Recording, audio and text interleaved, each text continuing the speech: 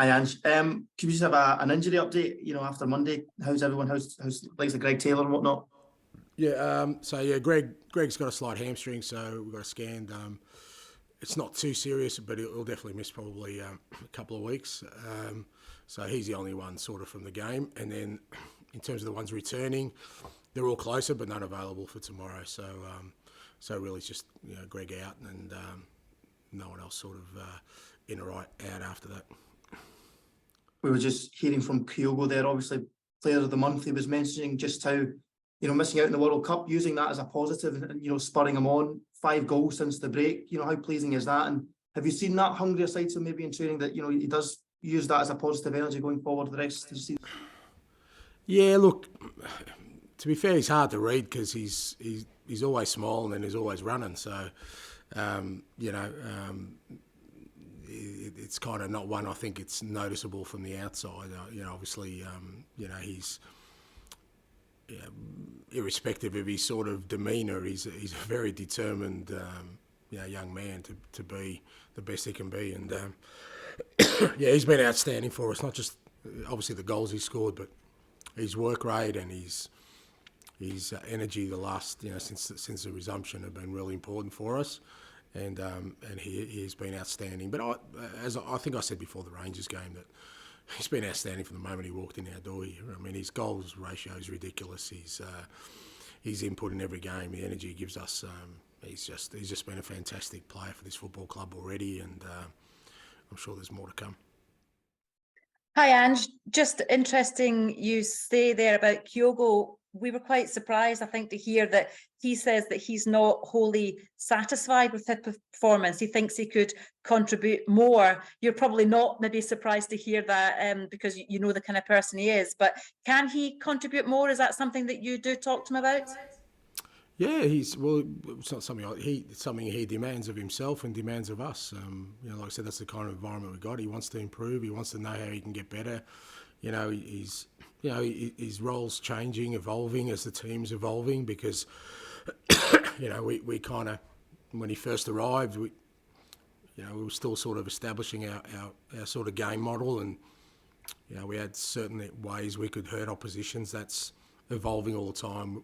We're attacking a little bit differently, which changes his role and has meant he becomes a little bit more involved in things. And I think along with the team, of course, he's wanting to improve, and as I said before, he's very determined to be the best he can be, and no doubt there's more to come from him.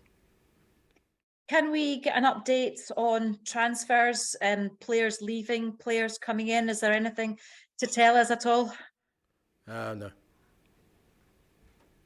Nothing. Short and sweet. That's it. That's the update. Thank you. Awesome. Hi, Ange. Heard from Alistair Johnson yesterday. He was talking about the game on Monday and the penalty decision for the handball. For you, looking back at it, what do you think about it now? It's a penalty. Yeah, so, I mean, I've seen sort of people do all sorts of mental gymnastics trying to show why it's not a penalty, which probably suggests it is. Just stop trying to find a reason it's not. If it wasn't, it'd be a simple explanation. It's again, it's one of those things where you kind of, I guess, and I don't think it's just confined to us as a club. I think there's other clubs probably in the same boat where it's just really confusing now for sort of players in the box to know what they can or can't do, because it seems that it changes depending on who's in charge of the decision making process, because there's been zero consistency in the decisions being made. So now again, my view on this has always been, and is for 25 years of coaching and managing, I've always abided by the referee's decision. I think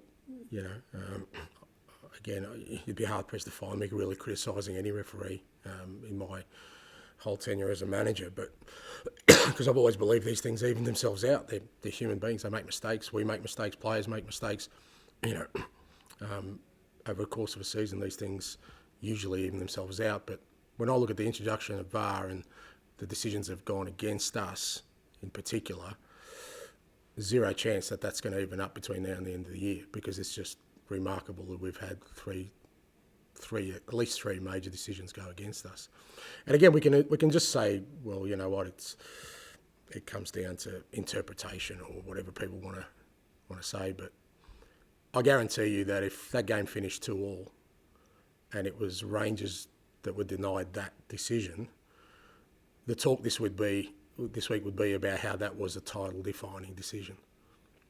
Now, the fact that it wasn't, because we still got a result, as we have in all the other games, whether that was at Tynecastle or here at home where the decision's gone against us, does not mean we should ignore it, because that could be a team that gets relegated on a decision like that. So I still think it needs to be highlighted. I think it still needs clarification. But to go back to your original question, it's a penalty in my mind. Before we even started introducing VAR, it's always been a penalty. If you know, to be honest, there was only 2 saves made in the game, one by Joe and one by Connor. That was it. Have you spoken to anybody about this? Do you speak to the SFA to look for clarity, or?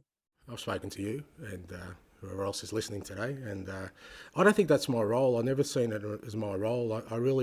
I have a great respect for officials and officialdom, because they know their job better than I do. I've always said that, you know, it's like, you know, I wouldn't expect a referee to come in here and tell me how to do my job. You know, all I can do is try and convey, you know, what our side of the fence feels and sees at the moment. And there's a great deal of confusion as to what, you know, our players are supposed to do in the box. Is it hands behind the back, or is it hands behind the back, or yes in front of your face, or yes in front of your face but not extended above? You know, I mean, it's just, and that's not off the back of the interpretation of the law. That's on the back of the evidence of decisions made. I don't think anyone, to me, it's, you know, when you see such a vast inconsistency, then there's obviously an issue there that needs to be resolved. And the best people to resolve it, I think, are the officials, not me or anyone else outside. And just to clarify on that, do you feel that the issue is with the lawmakers and the law itself around handball, or the way that it is implemented by the officials in this country? It's, as I said, that's for the people who are in charge to determine, not me. Because I don't know what goes into a decision. It's not like we're sitting there going, well, okay, this is the justification from it. There isn't, you know. And I'm not talking about ex-referees who are sitting around, like I said, doing mental gymnastics as to, you know, trying to point out why it's not something or it is something. I'm talking about the officials. They're the ones that I assume are sitting down going, okay, how can we get some more clarity and consistency around this? Or maybe they're thinking that nothing's wrong. So I don't know that. And it's why it's not in my position to suggest a way forward, because I don't have all the information, as I keep saying, that the people in charge have all that information. And just looking ahead to the weekend then, is Kilmarnock 5-0 victory for you down the road when you played earlier in the season. What do you expect? Do you expect a different game at Parkhead tomorrow? I think it'll be, yeah. I mean, you know, we played well that day, but also I think, you know, Derek's kind of solidified them since then, and you know, they've become a lot more sort of, you know, structured, and obviously when you come up as a team, it's obviously hard in the early stages, and they're a lot more, like I said, consistent. Yeah, they'll be a tough test for us tomorrow, especially you know, at home, and you know, again, it comes down to us making sure that we both, you know, have the tempo, intensity in the game that we know we need to have, and put them under pressure for you know, the 95 minutes of the game. That's still going to be the kind of key cornerstone of our sort of success. Hi, Ange. Just picking up on what you were talking about with the referees there. There used to be a situation where referees and managers would get together at the start of a season for communication, obviously to an understanding of, you know, rule changes and the job. It's a double-edged one here. Do you think there's a fear from match officials because of the enormity of that fixture between Rangers and Celtic? And do you think greater communication would help if it hasn't already happened?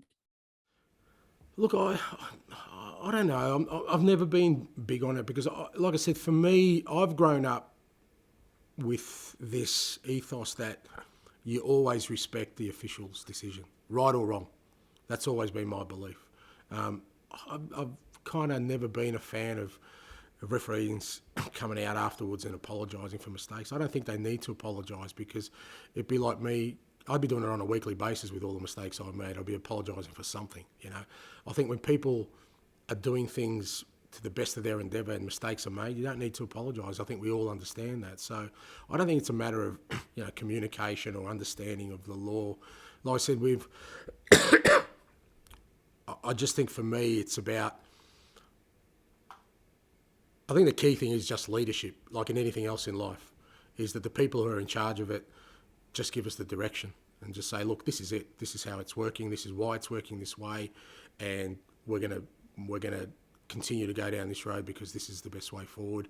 And then it's, for me, I respect that. I'll follow that. You know, I'll say, okay, well that's how it is. I think that's more important than sort of thinking that having some sort of a communication line between, you know, whether it's managers and referees.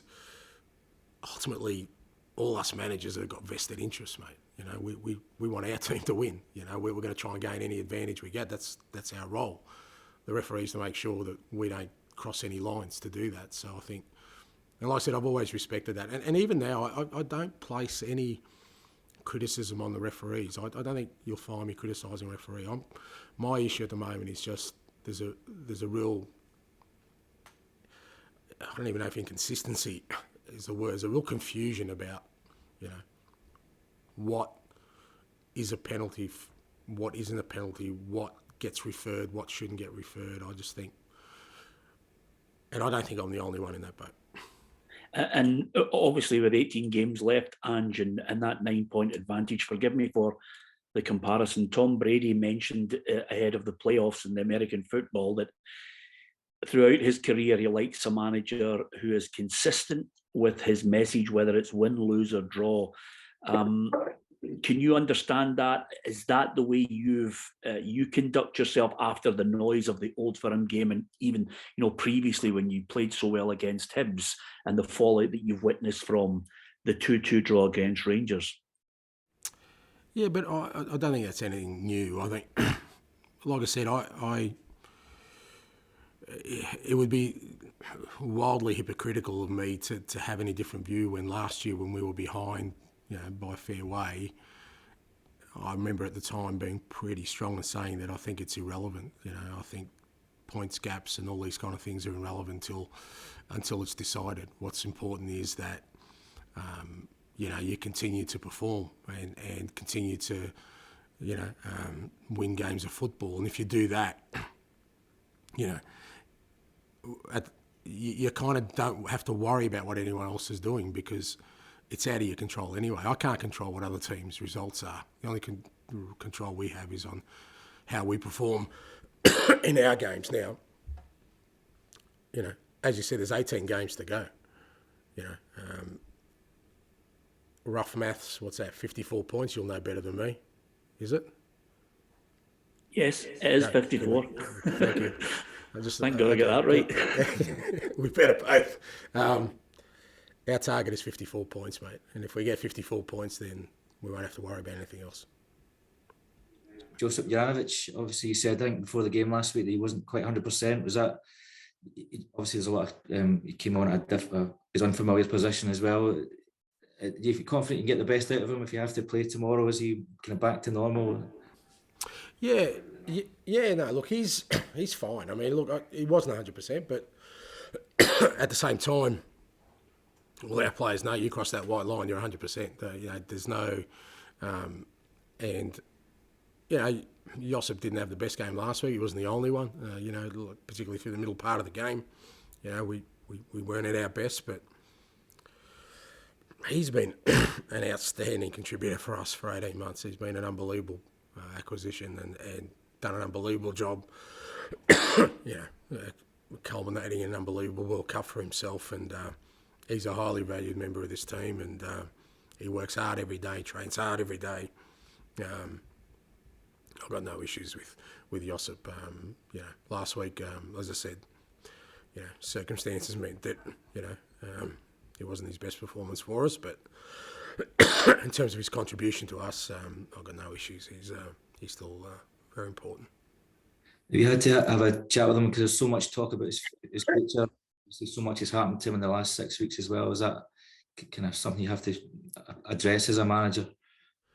No, I haven't. I mean, I spoke to him when he first got back, but not off the back of last week. I mean, I just look, I get people, kind of want to draw conclusions to things, but that's not, that's a lot of that's just emotion of people, particularly supporters and observers of, wanting to kind of, like I said, draw conclusions from things. But, on a weekly basis, our process is the same. We give feedback to the players. I do it collectively. They get individual feedback from the other coaches. Nothing changes. If there's an issue, usually, my door's wide open, mate. It comes through to me. But again, I'm a pretty observant guy. If I think I need to jump in somewhere, I will. But there's nothing in Josip or anyone else at the moment to suggest to me that I need to sit down and have a chat to them. They're all big boys. They know they have good games, they have bad games. What's important? The important feedback for them is here. How we get them to improve on what they do. And as I said, Josip's trained really well. He's looked good, so no problems. Hi, Ange. We signed Timothy Iwata a week ago. He's a pretty versatile player. He can play in a number of positions. Where do you see him fitting into the team? Could we see Callum McGregor moving forward potentially? And is he someone you think can make an impact straight away, or is it a signing more geared towards next season? A little bit of everything, you just said. So he can play multiple positions, which I think will help us. We've tried to sign two or three players recently who can do that for us, because I think it's important from a squad perspective. And we're always going to be a club that's going to have a heavy fixture schedule, so having guys who can play, in more than one area, I think helps you in terms of maintaining performance. And obviously knowing Tamaki well, I think for us he could play two or three roles equally comfortable.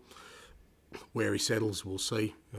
That could depend on team balance, depend on his development, where he's most comfortable in our system. What I do know about him is that he's a real intelligent guy, and he'll take it all in, and he'll push himself to get up to speed as quickly as possible, and he'll be keen to make an impact as soon as he can. But I think he arrives tonight, so hopefully he'll be at the game tomorrow and sort of get a taste of it, and then we'll start working with him and see how we go. The other player I wanted to ask you about was Alexandro Bernabe. I know you said after the game on Monday that you just didn't want to put him into that kind of game at this stage. It's clear there's a lot of potential in the player. I think he carries the ball really well. How has he settled into Scotland over the past 6 months, and what hopes do you have for him going forward? Yeah, no, he's fine. Don't misinterpret my comments. The reason I put Josip in is because I had an international footballer who'd played in that position at that ground a year ago very well, just come off a really successful World Cup. That was the reason, the decision. It was it wasn't so much about Alessandro, because again, everyone knows the kind of atmosphere you get in these games, particularly away from home. We already had Alistair Johnson come in making his debut, and I just felt that, at that point of the game, to start with, I thought Josip was a better option for us. To be honest, if Greg hadn't got up, Alessandro would have started at left back with no issues for me. It's different coming on mid-game than it is at the start of the game. So, no, I'm really happy with him. He's a really exciting player for us. We knew when we brought him in, to be honest, he's probably played more than I think he would have, but in terms of his progress, he's probably played less than he's deserved, because Greg Taylor's been outstanding. So it's a bit of a balancing act, but he gets an opportunity now, and I've got high hopes for him. I hold him very highly. I mean, it's difficult when you come into a new club and you're not getting a decent run of games to kind of get into the groove of things. He's sort of come in, gone out, come in, gone out. It's not easy to do, but he's handled it all really well with a real maturity. And look, I see him work every day, and he's improving all the time. And as I said, with Greg out, he gets an opportunity now, and I'm sure he'll do well.